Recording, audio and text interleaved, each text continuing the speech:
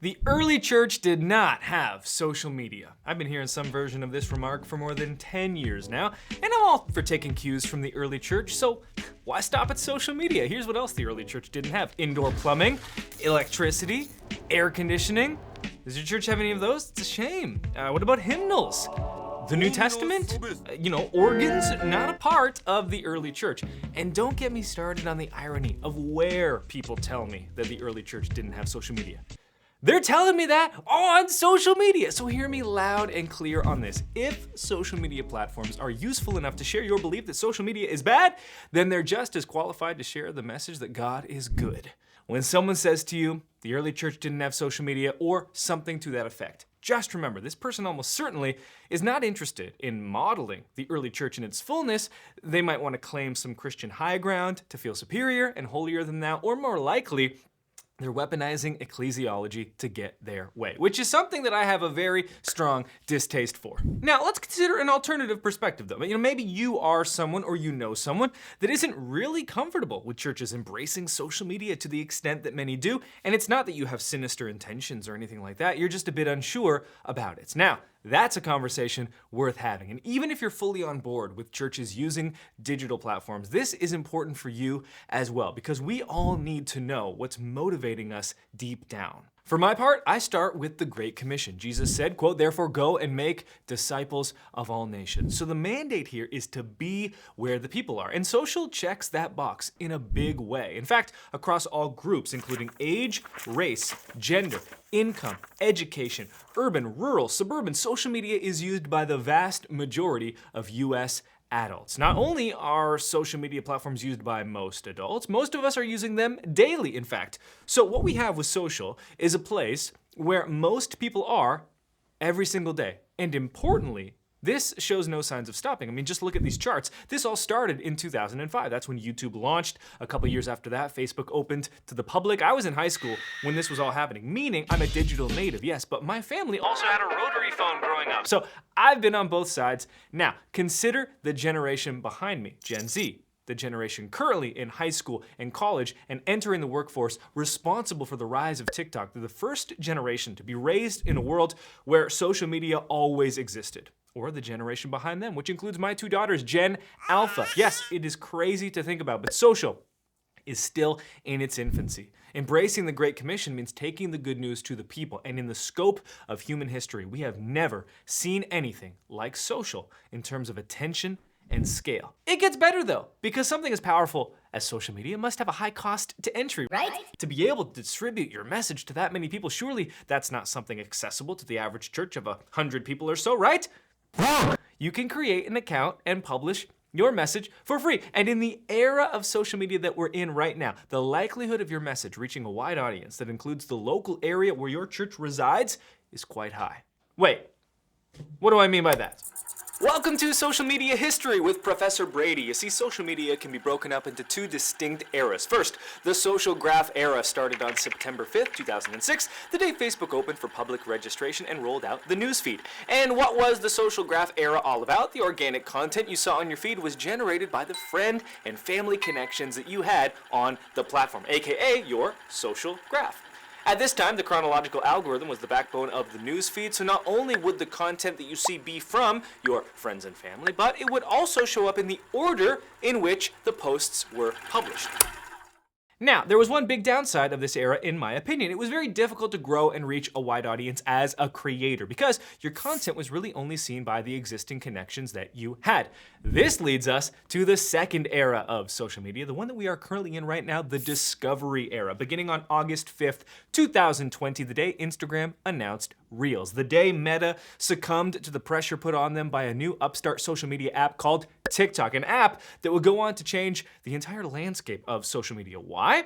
Well, because it had nothing to do with the social graph. It didn't even have a newsfeed. It had a For You page. A For You page that showed you content not based on your friend and family connections, but instead your own viewing habits and personal interests. And this new paradigm was so disruptive that Meta completely changed their algorithm. Both Facebook and Instagram would never be the same. Not just them though, but Twitter and YouTube also embraced these discovery algorithms. And for me, as much as I sometimes miss the chronological algorithm, simpler times, I much prefer, as a creator, just like your church, the discovery era of social, because it fixed the biggest challenge for creators like us in the social graph era: reach.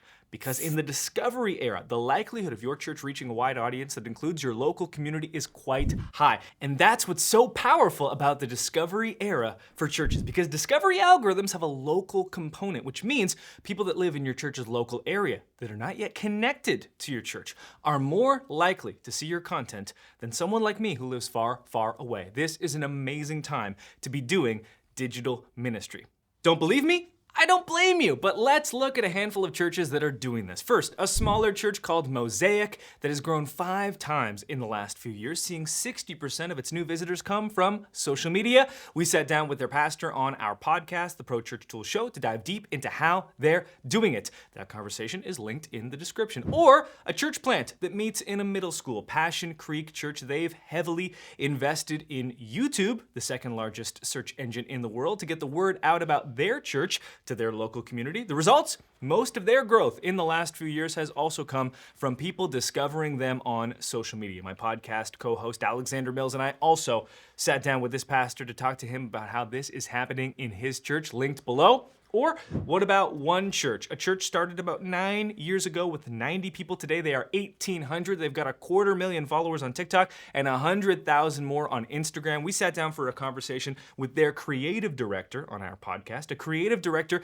that started by herself at this church doing all the digital and the creative stuff solo, and now leads a team of 5 full-time staff. That conversation also linked in the description as well as on the screen.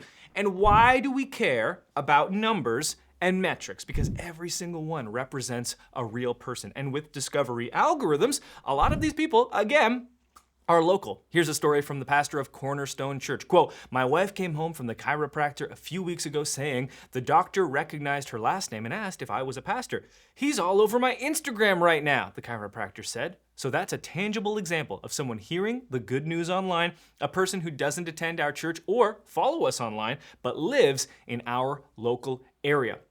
Or consider this from Transformation Church. Quote, "There was a lady that just recently started going to our church. When I met her, she said to me, 'I've been watching online and engaging with your social accounts, and this is what drove me to finally come in person. The fact that I was able to follow online for so long.'" Here's another smaller church of 200, Gateway Church, after just a few weeks of using social media purposefully and seeing the discovery algorithms at work. Quote, "I was at work last week. I'm a bivocational pastor, and someone that I work with about once a month came up to me and said, 'Are you a minister? You showed up on my TikTok feed.' Then it happened again. I was picking up a grocery order at the supermarket, and a guy comes up to me and says the same thing. 'Are you a pastor?' And when I said yes, he responded, 'You showed up on my TikTok feed. My wife and I are looking for a church, and we're going to be checking yours out.'" As the pastor of Gateway Church described it to me, quote, "People are seeing us, knowing that our church is here, and we're getting the gospel in front of people that we otherwise would not be able to reach." Each of the quotes from those 3 churches, Cornerstone, Transformation, and Gateway, are also linked in the description. Those are excerpts from full case studies with those churches that you can explore in full. I'm highlighting these stories from real churches. Why? Well, because I have been teaching churches how and why to embrace social media for a decade now. And for years, the emphasis of my teaching was using social platforms to build the faith of the people in your church, to encourage them to engage in spiritual practice throughout the week, and to keep your congregation connected to each other in the 167 hours beyond Sunday. Those objectives are still what we aim for on social media, but there's more now, because now we can also reach our local area and get them connected to our church using social platforms. All of those stories I just shared, those are from the last few years. What changed in the last few years? It's this new era of social that we're in, the discovery era. And there's no reason why your church can't be one of the churches I just highlighted if you take this seriously, because it's true. The early church did not have social media, but they used every tool at their disposal to take the message of Jesus to the ends of the earth. And our faith is here today because of that early church.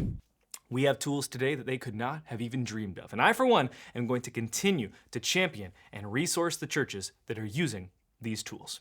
To that end, you might be wondering, what kind of posts are these churches even publishing that are reaching so many people in their local community? How are they doing this? Well, it's not the kind of content that excelled in the social graph era, I can tell you that. The next video you'll want to watch is linked on the screen and is dedicated to my step-by-step process for creating this kind of content. I'll see you there.